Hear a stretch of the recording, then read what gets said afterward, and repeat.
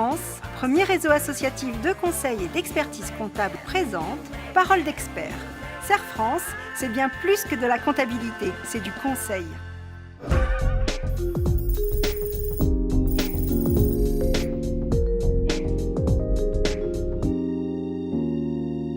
Bonjour à tous, bonjour Christophe. Bonjour Bénédicte.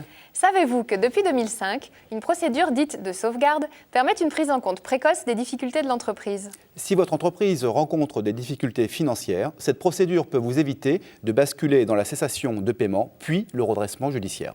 Voici quelques explications sur cette procédure.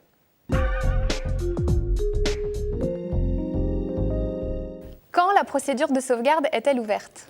Il est possible d'ouvrir la procédure de sauvegarde quand l'entreprise justifie de difficultés jugées insurmontables, qui pourraient la conduire à la cessation de paiement. Et qui peut demander l'application de la procédure de sauvegarde ? Seul le chef d'entreprise peut demander sa mise en œuvre. La procédure est ouverte à toute personne exerçant une activité commerciale, artisanale, agricole ou libérale. Contrairement à la cessation des paiements, la procédure ne rétroagit pas à une date antérieure à la demande du chef d'entreprise débiteur. La nomination d'un administrateur mandataire judiciaire est facultative pour les petites entreprises. La conséquence immédiate de l'ouverture de la procédure de sauvegarde est que les intérêts d'emprunt sont figés et que toute créance née antérieurement à l'ouverture de la procédure est suspendue. Ceci vaut également pour les loyers versés dans le cadre d'un leasing.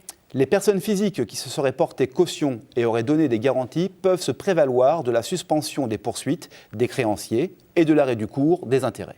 Contrairement à la mise en œuvre de la cessation de paiement, seul le chef d'entreprise peut provoquer la cessation partielle de son activité. Le tribunal peut, à la seule initiative du débiteur, convertir la procédure en redressement judiciaire. Cela permet de procéder à la cession de l'entreprise si c'est la seule solution pour poursuivre l'activité et parfois sauver les actifs et les emplois.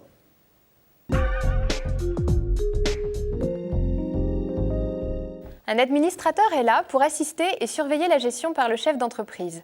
Celui-ci n'est à aucun moment dessaisi de la gestion de son entreprise, contrairement à la procédure de redressement judiciaire. L'administration de l'entreprise, les actes de gestion courante sont assurés par le dirigeant.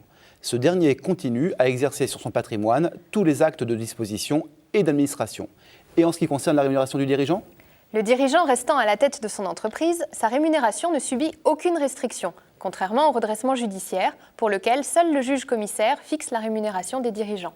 Le capital n'est pas figé et la cession de parts sociales ou cession partielle d'entreprise ne sont pas interdites.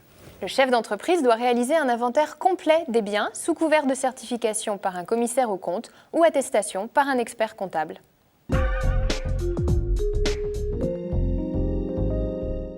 Le dirigeant propose un plan de réorganisation de son entreprise.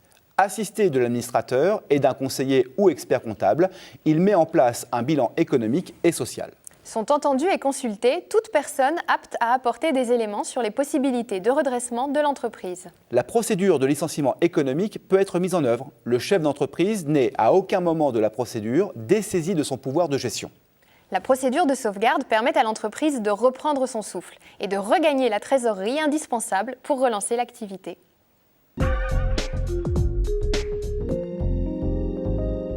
Si le débiteur ne respecte pas ses obligations, le tribunal peut prononcer d'office ou à la demande d'un créancier la fin du plan de sauvegarde.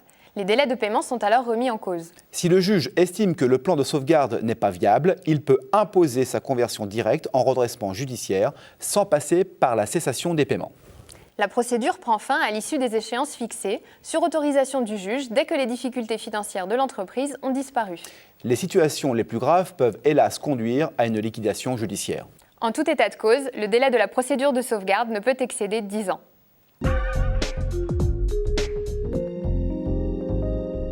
Anticiper en osant la procédure de sauvegarde peut permettre de sauver l'entreprise de la cessation de paiement. En pratique, la constitution du dossier nécessite l'intervention d'un conseiller spécialisé. On se retrouve très prochainement pour de nouvelles Paroles Paroles d'experts.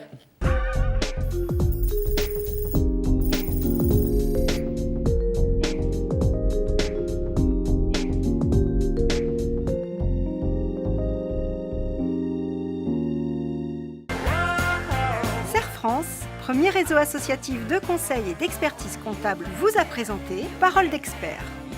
Serre France, c'est bien plus que de la comptabilité, c'est du conseil.